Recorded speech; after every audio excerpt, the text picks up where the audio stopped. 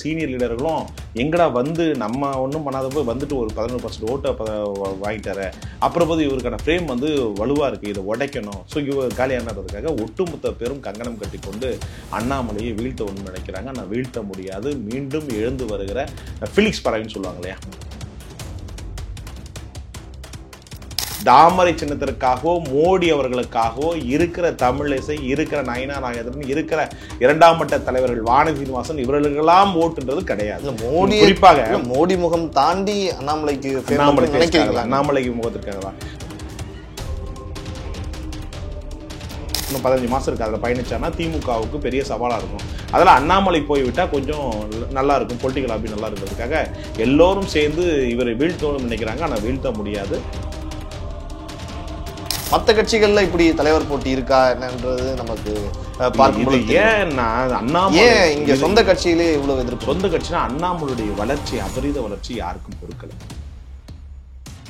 அதிமுக எடுத்துக்கிட்டா எடப்பாடியுடைய கட்டுப்பாட்டில் இருக்கும், திமுக எடுத்துக்கிட்டா ஸ்டாலினுடைய கட்டுப்பாட்டில் இருக்கும், நாம் தமிழர்கிட்ட சீமானுடைய கட்டுப்பாடு இருக்கும். இது வந்து ஒரு தேசிய கட்சி இருப்பதனால அவர் ரொம்ப சவால்களை சந்திக்க வேண்டிய சூழ்நிலை அண்ணாமலைக்கு இருக்குதான் நான் பார்க்க போறேன். ஏன்னா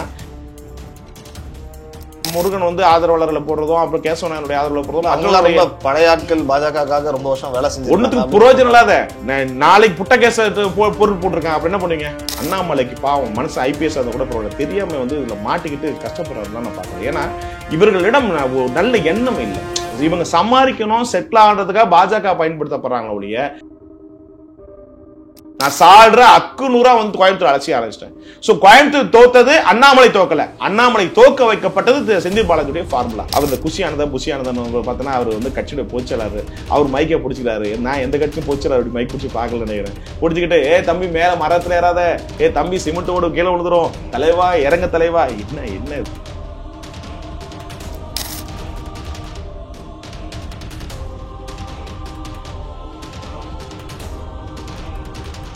ஜாம்பவான் நேயர்களுக்கு பிரபாகரனின் அன்பு வணக்கம். இன்றைய அரசியல் அரங்கம் நிகழ்ச்சியில் நம்மோடு இணைந்திருக்கக்கூடிய சிறப்பு விருந்தினர் தேர்தல் நிபுணர் திரு ஐபிடிஎஸ் திருநாவுக்கரசு அவர்கள். வணக்கம் சார். வணக்கம் என் தமிழ் தாய் உறவுகளுக்கு. தொடர்ந்து தமிழக அரசியல் களங்கள்ல வெவ்வேறு விஷயங்கள் போய்கொண்டிருக்கிறது. அதுல நம்ம பாஜக குறித்து பேசலாம் அப்படின்னு நினைக்கிறேன். பாரதிய ஜனதா கட்சியில திரு அண்ணாமலை அவர்கள் தான் மீண்டும் தலைவராக வேண்டும் அப்படின்னு ஒரு தரப்பும், இன்னொரு தரப்பு வெளிப்படையா சொல்லணும்னா மூத்த நிர்வாகிகள் சிலர் வந்து அதற்கு எதிர்மறையான கருத்துல இருக்கிறதாகவும் அந்த பதவிக்கு போட்டியிடுறதாகவும் ஒரு தகவல் பேசப்படுகிறது. என்ன நிலவரம் சார் பாஜக? உண்மையை பேசுவா போய் பேசுவா? இல்லை, உண்மையை பேசணும், அதான் மக்களுக்கும் பிடிக்கும். அப்படியா? சரி, ரைட்டு. இல்லை, ஏன் சொல்லுன்னா இந்த தேசிய கட்சியாக இருப்பதனால காங்கிரஸ் கட்சி பாஜகலாம் தேசிய கட்சி அப்படி இருப்பதனால என்னன்னா இங்கே வந்து அண்ணாமலை வந்து பார்த்தீங்கன்னா 2 லாபியில் இது பண்ணுறாங்க. ஏடிஎம்கே சைடு வந்து ஒரு குறிப்பிட்ட ஆட்களை நகர்த்தி கொண்டு அண்ணாமலை எப்படியாவது இது பண்ணணும் ஒரு கூட்டமும், திமுக சைடு வந்து ஒரு இதுவும் நினைக்கிறாங்க. சதி நடக்குது. அதன் அடிப்படையில் இருக்கிற சீனியர் லீடர்களும் எங்கடா வந்து நம்ம ஒன்றும் பண்ணாதப்போ வந்துட்டு ஒரு 11% ஓட்டை வாங்கிட்டாரு, அப்புறம் போது இவருக்கான ஃப்ரேம் வந்து வலுவாக இருக்குது, இதை உடைக்கணும், ஸோ இவர் காலியானதுக்காக ஒட்டுமொத்த பேரும் கங்கணம் கட்டி கொண்டு அண்ணாமலையை வீழ்த்த நினைக்கிறாங்க. ஆனால் வீழ்த்த முடியாது. மீண்டும் எழுந்து வருகிற ஃபிலிக்ஸ் பறவைன்னு சொல்லுவாங்க இல்லையா, அது மாதிரி எழுந்து வருகிற ஒரு பறவையாக அண்ணாமலை இருப்பார். அவருடைய அவரை வீழ்த்துவதற்கு யாராலும் முடியாது. மீண்டும் 2026 தேர்தலில் மையம் கொண்டு அண்ணாமலை மையம் கொண்ட தேர்தலாக இருக்கும். அவர் தான் அந்த தேர்தலை வந்து கட்டஸ் பண்ணுவார். பாஜக இன்னைக்கு இருக்கிற சூழலில் அவருடைய முகமாகத்தான் வாக்குகள் கூடியிருக்கிறத ஒழிய தாமரை சின்னத்திற்காகவோ மோடி அவர்களுக்காகவோ இருக்கிற தமிழிசை, இருக்கிற நயனா நாகேந்திரன், இருக்கிற இரண்டாம் மட்ட தலைவர்கள் வானதி சீனிவாசன் இவர்களுக்கெல்லாம் ஓட்டுன்றது கிடையாது. மோடி குறிப்பாக மோடி முகம் தாண்டி அண்ணாமலைக்கு முகத்திற்காக தான். தமிழகத்தை பொறுத்தவரை எப்பவுமே ஒரு தலைவர்களுக்கான முகத்துக்கான அது அதிக நம்பிக்கையா தெரியலையான்னு கேட்கிறேன். இல்ல, மோடியை தாண்டி அண்ணாமலை, மோடி வந்து தேசியத்துக்கான தேர்தலுங்க. எம்பியா இருந்தாலும் தமிழகத்தை அரசு திமுக ஸ்டாலின், எடப்பாடி, இப்படி மாநிலத்துக்கான தலைவர் சீமானு அப்படி சொல்ற போது இது மாதிரி மாநிலத்துக்கான தலைவர் அண்ணாமலை முகத்திற்காக வந்து ஒரு 8% ஓட்டு பதிவாச்சு. அதுக்கடுத்து தான் மோடி தாமரைன்ற ஓட்டு ஒழிய மீதி வந்து பதிவாச்ச ஒழிய அந்த 4% ஓட்டு அதுக்காக போச்சு. இந்த 8% ஓட்டு வந்து பார்த்தீங்கன்னா முழுக்க அண்ணாமலைக்காக விழப்பட்ட ஓட்டு. அவர்கள் கட்சியில் உறுப்பினராக இருக்காங்க, இல்லை கட்சி உறுப்பினர் ஆகாம அண்ணாமலை பேச்சுக்கு ஆதரவாக இருக்கிறவங்க, இப்படி மையம் கொண்ட வாக்குகள் தான் அதிகரித்திருக்க ஒழிய நம்ம சட்டமன்றத்தில் இன்னும் அதிகமாகும். அப்படின்ற போது இன்னும் இந்த 1.5 ஆண்டுக்கு இன்னும் 15 மாசம் இருக்கு. அதில் பயணிச்சானா திமுகவுக்கு பெரிய சவாலாக இருக்கும். அதில் அண்ணாமலை போய்விட்டா கொஞ்சம் நல்லா இருக்கும், பொலிட்டிக்கல் ஆபி நல்லா இருக்கிறதுக்காக எல்லோரும் சேர்ந்து இவரை வீழ்த்தணும்னு நினைக்கிறாங்க. ஆனால் வீழ்த்த முடியாது. இந்த வாரத்துக்குள்ள நிச்சயமா அண்ணாமலை மீண்டும் தலைவராக பொறுப்பேற்றுக் கொள்வார். ஒரு புத்துயிரான ஒரு அரசியலை கொடுப்பார். இது அவருக்கு மிகப்பெரிய அனுபவத்தை கொடுக்கின்ற ஒரு களமாக இருக்கும். ஏன்னா எல்லா சீனியரும் வந்து அவர்களுடைய குணங்களை தெரிஞ்சக்கூடிய ஒரு வாய்ப்பு அண்ணாமலை கிடைத்ததா பார்த்தோம். ஏன்னா இது வந்து எதிர்ப்பான்னு எடுத்துக்கூட இவர்கள் எல்லாம் நம்மளுடைய பொறுப்பிற்கு ஆசைப்படுகிறார்கள், நம்மளை வீழ்த்தோண்டும் நினைக்கிறார்கள். அப்படிங்கிற போது நாம் இவர்களை விட வென்று காட்ட வேண்டும், அரசியல் வாழ்க்கையில் வென்று காட்ட வேண்டும், பொது வாழ்க்கையில் ஒரு இன்னும் அடுத்த கட்ட லெவலுக்கு கொண்டு போன்ற ஒரு எனர்ஜியை அண்ணாமலை புரிந்திருப்பான்னு நான் பார்க்கப்படுறேன். அப்படி பார்க்கிற போது இந்த 2020 தேர்தலில் தனக்கான ஆளுமையை பதிவு செய்ய வேண்டும் நோக்கத்திற்காக வியூகங்களை வகுப்பான்னு நான் பார்க்கப்படுறேன். நீங்க சொல்ற மாதிரி அதிமுக திமுக அப்படின்னு குறிப்பிட்டீங்க. இந்த ரெண்டு கட்சிகள்ல ஒரு குரூப் வந்து முயற்சி செய்யுது, பின்னால இருந்து வேலை செய்யறாங்க அப்படிங்கிறது நீங்க சொல்றதுல ஒரு ரீசன் இருக்கு. ஆனா சொந்த கட்சியிலேயே மற்ற கட்சிகள்ல இப்படி தலைவர் போட்டி இருக்கா என்னன்றது நமக்கு பார்க்கும்போது ஏன் இங்க சொந்த கட்சியிலேயே இவ்வளவு எதிர்ப்பு? சொந்த கட்சினா அண்ணாமலையுடைய வளர்ச்சி, அபரீத வளர்ச்சி யாருக்கும் பொறுக்கல. திடீர்னு மின்னல் மாதிரி வாம மின்னல் மாதிரி வந்து ஒரே குறிப்பிட்ட காலத்தில் டக்குன்னு ஜம்ப் ஆகி இந்த அளவுக்கு ஒரு கவர்ச்சியும் ஒரு எழுச்சியும் ஒரு புரட்சியும் ஒரு பேச்சு கலைகளாகட்டும் செயலாகட்டும் சிந்தனையாகட்டும் இப்படி ஒரு மனிதன் இருப்பதை யாரும் ஏற்றுக்க மாட்டாங்க. அது வந்து ஹியூமன் நேச்சர். ஒருத்தன் வளரான்னா ஏற்றுக்கிறது அந்த மாதிரி ஏற்றுக்கிட்டா. பொது வாழ்க்கை இருக்கிறவங்க வந்து பார்த்தீங்கன்னா தான் ஹீரோவாக இருக்கணும், தான் தலைவராக இருக்கணும், தான் ஒரு பெரிய பிராண்டாக இருக்குன்னு நினைப்பாங்களே. ஆனால் இதில் இன்னொரு விஷயம் தமிழிசை அவர்கள் அதாவது பாஜகவுடைய சட்டத்திட்ட பொறுத்தவரை 2 முறைக்கு மேலே யாரும் பொறுப்பெடுக்க முடியாது. ஸோ அப்படிங்கிற போது தமிழிசைக்கு முடிஞ்சு போச்சு. வானதி சீனிவாசன்லாம் கவுன்சிலரா கூட ஜெயிக்க முடியாது. ஸோ கவுன்சில் கோயம்புத்தூர் தெற்கு தொகுதியில் மறுபடியும் தோத்து போடுவாங்க. அந்த அளவுக்கு ஜெயிச்சிருக்காங்க. இந்த அடுத்த முறை தோத்து போடுவாங்க. அந்த அளவுக்கு அங்க தொகுதியிலே அப்படி நீங்க பாத்தீங்கன்னா மக்கள் மன்றத்துல வானதி சீனிவாசன் அவர்கள் தான் ஜெயிச்சு வெற்றி பெற்றிருக்கிறார். அது ஜெயிச்சது தாமரை அண்ணாமலை முகத்திற்காக வெற்றிய ஒழிய தனிப்பட்டு வானதி சீனிவாசனுக்கான ஒரு ஃப்ரேம்கான ஓட்டுலாம் கிடையாது. அவங்களுக்கு அந்த மாதிரி ஒரு ஃப்ரேம் இல்லை. இப்படி எங்க சொல்ல போற அத்தனை 2ஆம் மட்ட தலைவர்களுக்கும் சக்கரவர்த்தி ஆகட்டும் இருக்கிற எல்லாருமே பாத்தீங்கன்னா அவளுக்கான வாக்குக்கான இது வந்து லீடர்ஸ் கிடையாது. அப்படி பார்க்குறப்ப இந்த வாக்கு வங்கியை பெற்று பெறக்கூடிய வாக்கு வங்கியை வலுப்படுத்தக்கூடிய ஒரு நபர் யாருன்னா அண்ணாமலை மட்டும்தான்.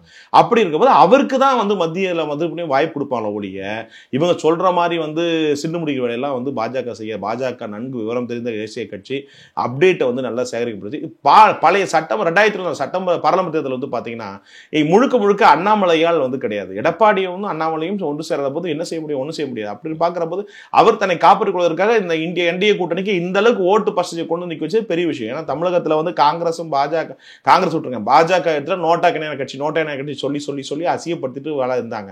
அப்படி அந்த அசியம் சொல்வதை விட அந்த அவமானத்தை மெருகத்தும் வகையில் இன்றைக்கு தாண்டி நோட்டாவோட 4 மடங்கு தாண்டி இன்னைக்கு 11% ஓட்டை வாங்கி இன்னைக்கு ஒரு அங்கீகரிக்க ஒரு தேசிய லெவலில் இருக்கிற கட்சியை வந்து இன்னைக்கு தமிழ்நாட்டில் இந்த அளவுக்கு வளர்த்து எடுத்தது வந்து பெரிய சாதனையான சவாலான விஷயம்.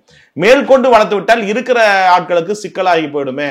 இவர் சென்று விட்டால் மத்தியில் ஏதாவது பொறுப்பு சென்று விட்டால் நமக்கு வெற்றிடம் ஆயிடும். அப்புறம் மறுபடியும் திராவிடிய அரசியல் வந்து தமிழ்நாட்டில் வந்து வேரூன்று விடும். அதிமுக திருடுவதற்கு வாய்ப்பு இருக்கும். ஆகவே நமக்கான ஃப்ரேம் வந்து உடைக்கிறது இந்த படிச்ச அறிவாளி இருப்பதால் உடைக்கிறாங்க. இதை உடைச்சாதான் நம்ம மீண்டும் நோக்கத்திற்காக இவரை வீழ்த்துவதற்காக பல்வேறு தள்ள வகுக்கப்பட்ட சதிதான ஒழிய அதை சதியை வென்றெடுத்து அந்த தலைவர் பொறுப்பில் அரியணை அமர்ந்து நிச்சயமாக ஜொலிப்பார் தான் நான் பார்க்கப்படுறேன். நீங்க சொல்ற மாதிரி தேசிய தலைமை வந்து பாஜகவுக்கு எது நல்ல விஷயமோ அதைத்தான் நீங்க தமிழக மாநிலத்துல செய்யும் அப்படின்னு நீங்க சொல்றீங்க. அது அண்ணாமலைக்கு தான் வாய்ப்பு இருக்கிறது மீண்டும் தலைவராக அப்படிங்கறத உங்க கருத்துல இருந்து புரிஞ்சுக்க முடியுது. நல்லா எனர்ஜியா இருக்காருங்க. நான் லாஸ்டா சந்திச்ச போது பாத்தீங்கன்னா நான் கடைசியா சந்திச்சு பேசுற போது ஆனா அந்த திமுக வீழ்த்துறானா அப்படின்றதுல ரொம்ப தெளிவா இருக்காரு. ஸோ அப்படின்ற போது எப்படி வந்து அவருக்கு கிரீன்ஸுகள் டெல்லியில் கொடுக்காம இருக்காது. ஸோ அப்படி பார்க்குற போது எனக்கு தெரிஞ்ச அண்ணாமலை அவர்கள் மீண்டும் தலைவராவதற்கான வாய்ப்பு இருக்குது. நான் அறியப்படுறேன். அண்ணாமலைக்கு பாஜகவினுடைய தலைமை கிரீன் சிக்னல் கொடுக்குதுன்னு நீங்க சொல்றீங்க. ஆனா அண்ணாமலையினுடைய ஆதரவாளர்கள் இருக்காங்களா பல்வேறு மாவட்டங்கள்ல இப்போ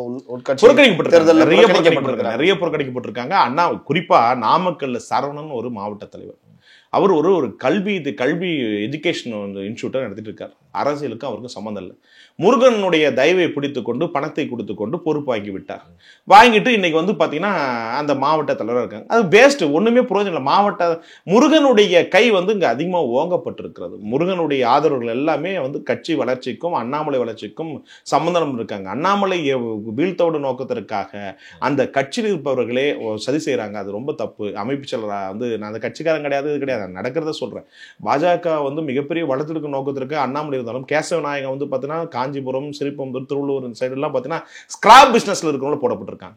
சிறுபம்பூரில் தெலுங்கு சமுதாயம் சேர்ந்தவங்க அங்கே வன்னியர் முதலியார் காஞ்சிபுரத்தில் அங்கே தெலுங்கு சமயத்தை போட வேண்டிய அவசியம் என்ன? ஸோ கிராப்ல இருக்கிறவங்க சமாளிச்சு கொடுக்கணும். அப்போ அந்த இடத்துல அண்ணாமலை வளர்ச்சி என்ன அது தடைப்படுது இல்லை. அதே மாதிரி காஞ்சிபுரத்துக்கு சிறுபெரும்படுத்துக்க திருவள்ளூர் எல்லா இடத்துலையும் சக்கரவர்த்தியுடைய ஆட்கள் வந்து போடப்பட்டு துணை அந்த மாவட்ட தலைவர் போடப்பட்டிருக்காங்க. தெலுங்கு எப்படி இது வந்து திமுகவுக்கு இதுக்கு என்ன சம்மந்தம் இருக்கு? ஸோ இது வந்து அவங்க அண்ணாமலையுடைய கொள்கை, அண்ணாமலை மோடி அவர்களுடைய செயல்பாடுகளை கொண்டு சொல்ல நோக்கத்திற்காக அல்ல, இவர்கள் அந்த ஃப்ரேமை வைத்துக்கொண்டு மாவட்டங்களில் சமாளித்துக்கொண்டு நோக்கத்திற்காக இருக்கக்கூடிய நபர்களுக்கு முகவரி கொடுத்தா கட்சி எப்படி வளர்ச்சி கொடுக்குவாங்க, அண்ணாமலை எப்படி வெற்றி பெற முடியும்? ஒரு மாநில தலைவர் அவர் தாண்டி சில விஷயங்கள் நடக்கிறப்ப அது மாநில தலைவருடைய தலைமை.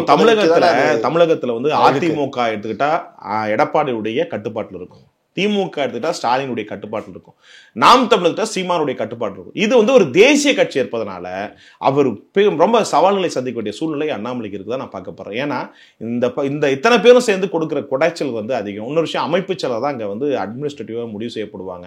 அந்த ஒரு சிக்கல் இருக்கு. அந்த சிக்கல் இருக்கும் போது அவர்களுடைய டாமினேட் எல்லாமே அவங்களுக்கு ஆதரவாளர்களை போடுகிற போது என்ன அவர் நினைக்கிற ரிசல்ட்டை கொடுக்கறதுக்கு கொஞ்சம் கஷ்டமா இருக்கும். ஏன்னா இப்போ இது மாதிரி நிறைய கிட்டத்தட்ட 29 மாவட்டத்தில் அறிவிக்கப்பட்டதில் அது குறைஞ்சபட்சம் 10 பேர் தாண்டி 19 பேர் தேர்வாது. ஸோ அந்த 19 பேர் தேர்வாத போது எப்படி வந்து இது பண்ண முடியும்?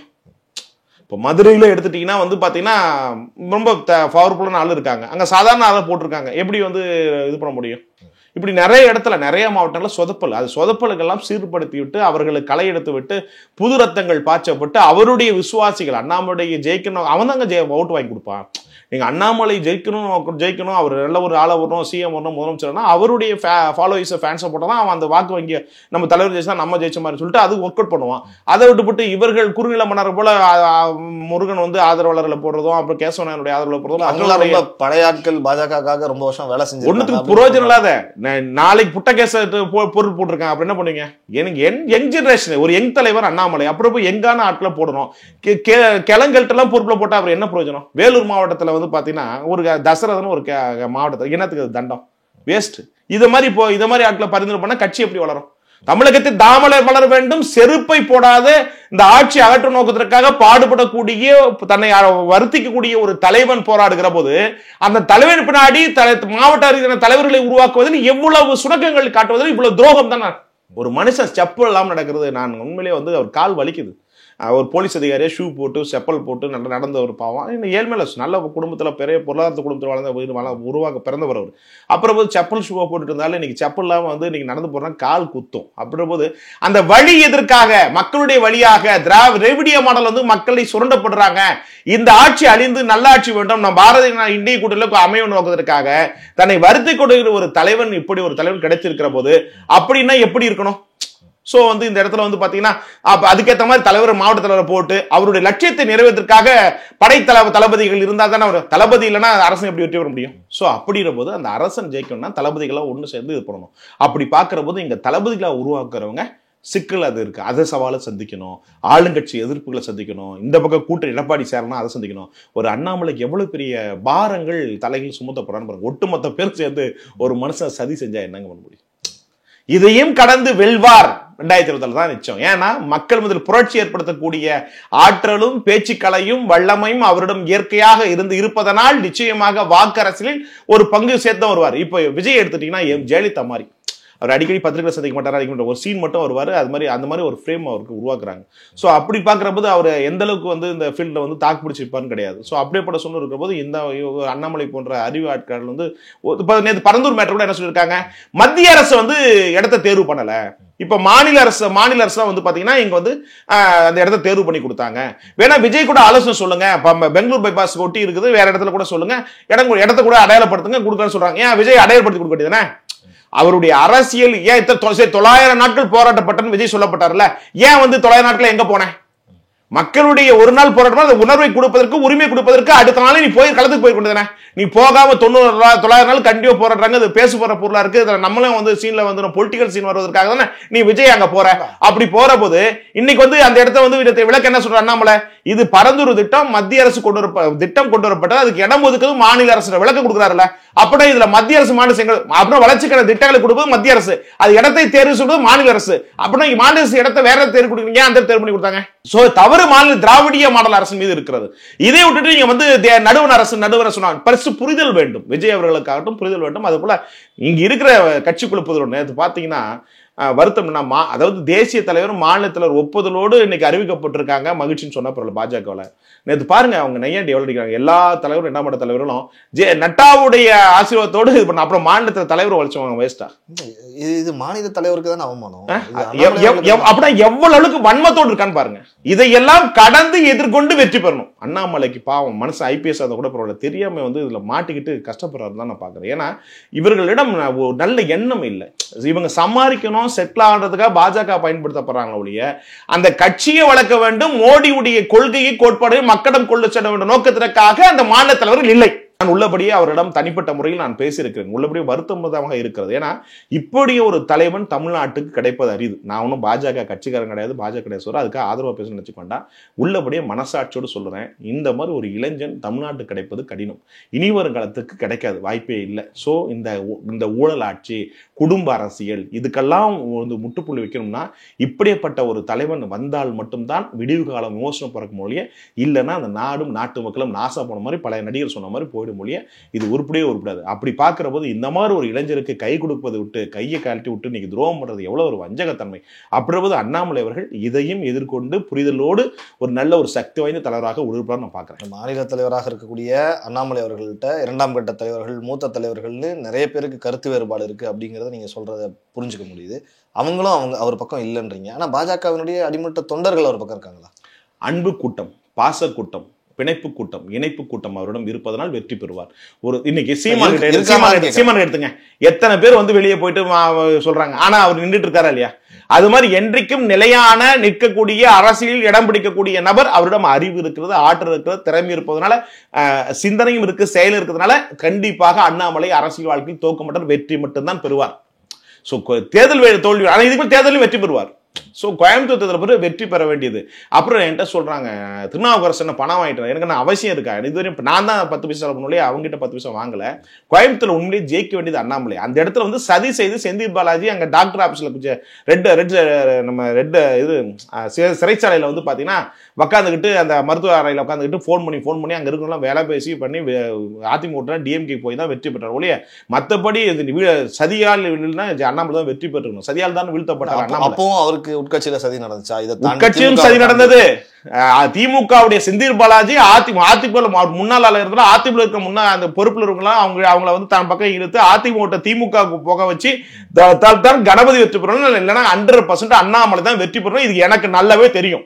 நான் சாடுற அக்குநூறா கோயம்புத்தூர் அலட்சிய ஆரம்பிச்சிட்டேன். சோ கோயம்புத்தூர் தோத்தது, அண்ணாமலை தோக்கல. அண்ணாமலை தோக்க வைக்கப்பட்டது செந்தில் பாலாஜியுடைய ஃபார்முலா. சோ இதுதான் ஒழியா மற்றபடி பாத்தீங்கன்னா அந்த கொஞ்சம் விழிச்சதுனால நிச்சயமா வெற்றி பெற்றிருக்கும். அதை கொஞ்சம் தவறு விட்டு நேர்மையான அரசியல் கொடுக்கணும், கோயம்புத்தூர் ஒரு புதுமையான அரசியலை படைக்க நோக்கத்திற்காக தான் அவர் அதை முயற்சி பண்ணார். அதில் வீழ்த்தப்பட்டார் ஒழிய அவர் வாழ்க்கையில் வெற்றி பெற்றார். ஆனால் மக்கள் தான் வெற்றி பெறாம போனது. சோ இதனால கணபதி என்ன பிரயோஜனம்? ஒரு பிரயோஜனம் கிடையாது. இப்ப அந்த இடத்துல அண்ணாமலை நிறைய திட்டங்கள் வந்திருக்கும். கோயம்புத்தூர் வேற மாதிரி கொண்டு போயிருக்கலாம். இன்னைக்கு தமிழ்நாட்டில் ஒரு எடுத்துக்காட்டு மாவட்டமா நிறைய ஸ்கீம் நானே கொடுத்துருப்போம்.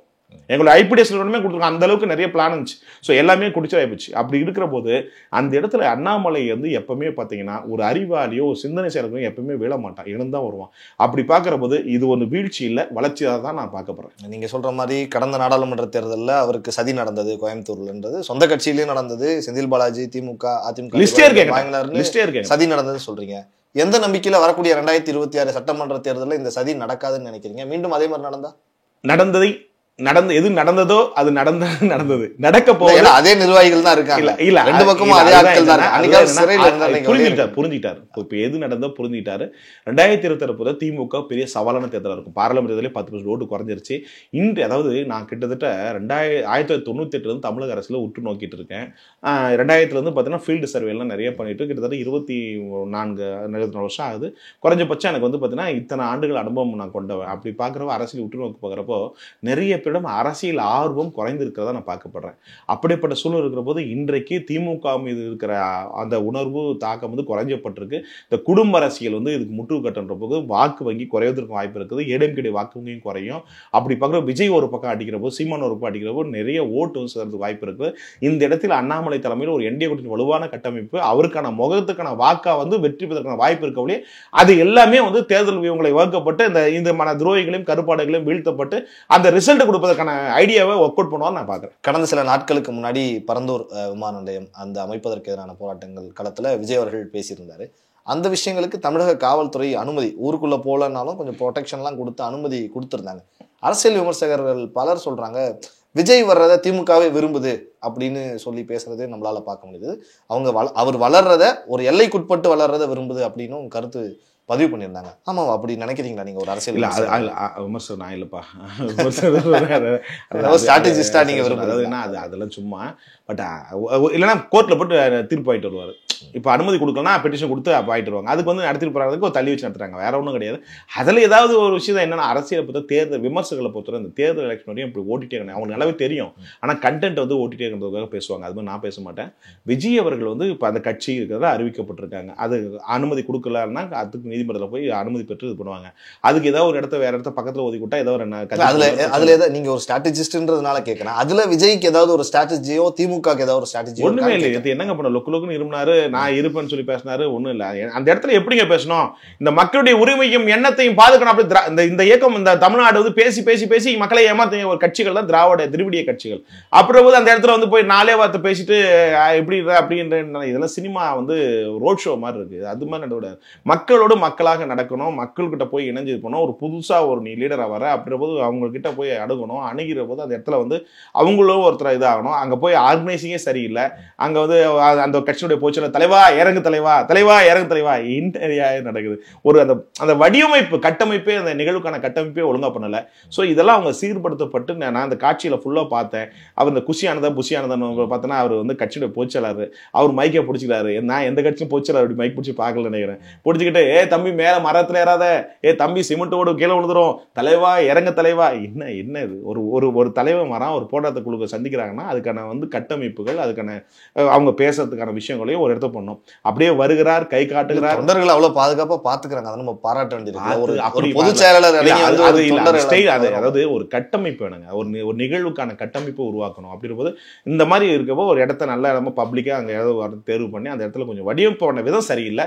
அப்புறம் அவருடைய அந்த காட்சியில வந்து கொஞ்சம் வேற மாதிரி மாத்திருக்கலாம். நடந்து வந்து அந்த இடத்துல கொஞ்சம் தூரத்துல இருந்து நடந்து வந்துட்டு அப்படியே மக்களை சந்திக்க மாதிரி ஒரு சிம்பதிக்கு உருவாக்கப்பட்டு அப்புறம் அந்த மக்களை சந்திச்சு நெல் கொடுத்தெல்லாம் கையில வாங்கிட்டு அப்படியே அதுக்கு ஒரு பாலிடிக்ஸ் ஒன்று உருவாக்கிட்டு அப்படி போனது இருக்கு. இதெல்லாம் நிறைய மிஸ் பண்ணிருக்காங்க நான் பாக்குறேன். நான் ஒரு ஸ்ட்ராட்டஜியா என்னன்னா அந்த விஷயங்களை காட்சிகளை வேற மாதிரி கொஞ்சம் கொடுத்துக்கலாம். ஸோ அதை வந்து கொஞ்சம் கொடுத்த விதம் சரியில்லை நான் பார்க்க போறேன். அதை கன்வே பண்ற விதம் தப்பா பண்ணிருக்காங்க நான் பார்க்க போறேன். வேற ஒன்றும் கிடையாது. ஏன்னா நடந்த காட்சி நல்ல காட்சி, அதை வேற மாதிரி கொண்டு போய்க்கலாம். வேற மாதிரி கொண்டு வந்து அழகா கொண்டு அது பாக்குற பார்வையில வேற மாதிரி இருக்கணும். அப்போ ஒரு படத்துல வந்து முதல் படத்துல நெல்லை வந்து கொடுத்த ஒரு டயலாக் சீன் பார்த்துருப்பீங்க. அதே மாதிரி வந்து நெல்லை வந்து கொடுத்தாங்க. நல்ல சீன். அது அந்த சீனை எப்படி கொண்டு வரணும் மக்கள்கிட்ட, ஒரு சினிமா காட்சி மாதிரி சொல்றேன், எப்படி கொடுக்கணும்?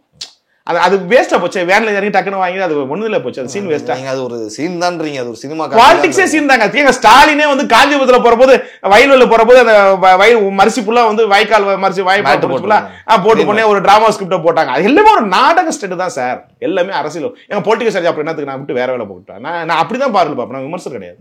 நான் ஒரு ஸ்ட்ராட்டஜினா ஒரு தலைவனை இப்படி கொண்டு போனதுதான் எங்களுடைய பார்வை. அப்படி போது அந்த இடத்துல விஜய் எது செய்து வந்து பார்த்தீங்கன்னா அந்த காட்சியில நிறைய மாத்திருக்கலாம். ஸோ நடந்து வந்திருக்கலாம். அந்த அரங்க ரோட்ல இருந்து அந்த அரங்கத்தில் நடந்து வந்திருக்கலாம். அதுக்கான ஒரு இதை உருவாக்கி வச்சுக்கணும். அதுக்கடுத்து அங்க அந்த குழுக்களை வந்து சந்திக்கப்பட்டு ஒரு சீனை உருவாக்கிக்கணும். அந்த சீனை உருவாக்கல. அதுக்கடுத்து அந்த நெல்லு கொடுத்து ஒரு லேடிஸ்ல வந்து சென்டிமெண்ட் அந்த சீனை உருவாக்கணும். சினிமா நடிகை தானே, அது கூட செய்யலாம். என்னத்துக்கு ஸ்கிரிப்ட், நடிகை, டைரக்ஷன் எல்லாமே உனக்கு தெரியும். அப்புறமா அந்த ஸ்கிரிப்ட் பாலிடிக்ஸ் ஒழுங்காக பண்ணலாம்ல.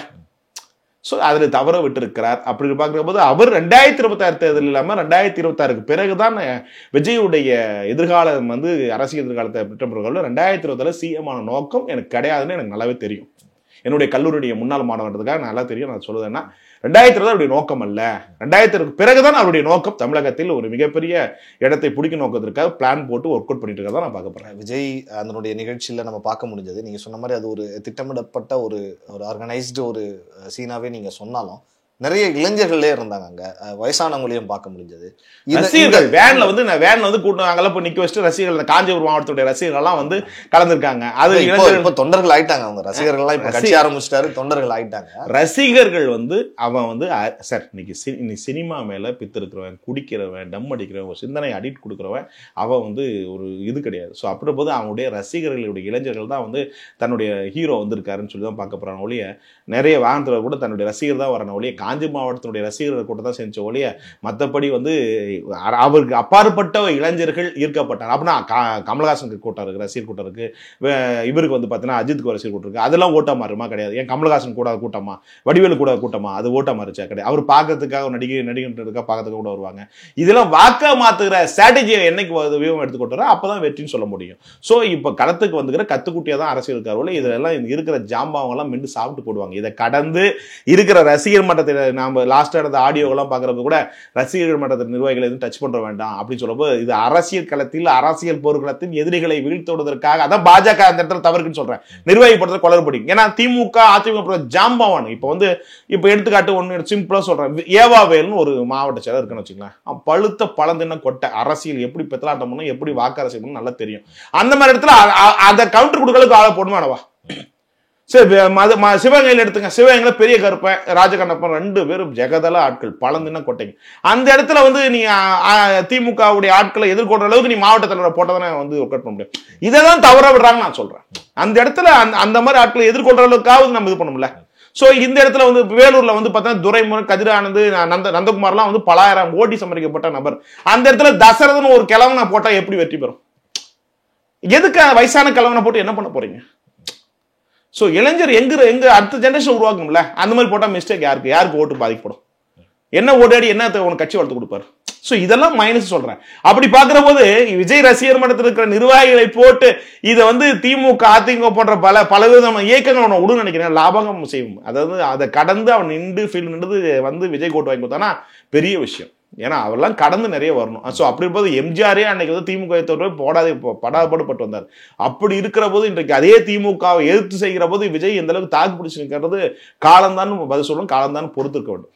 நிறைய விஷயங்கள் எங்களுக்காக அண்ணாமலை அவர்களுடைய அந்த பதவி மீண்டும் அவருக்கு வழங்கப்படும் அப்படிங்கிற தகவல்லாம் நீங்க சொல்லியிருக்கீங்க. அந்த நம்பிக்கை இருக்குன்னு சொல்லியிருக்கீங்க. விஜயனுடைய அரசியல்னு பல்வேறு விஷயங்களை எங்களோடு கலந்துரையாடியதற்கு என்னுடைய மனமார்ந்த நன்றிகளை தெரிவித்துக்கிறேன். மிக்க நன்றி ஜாம்பவன் நேயர்களுக்கு.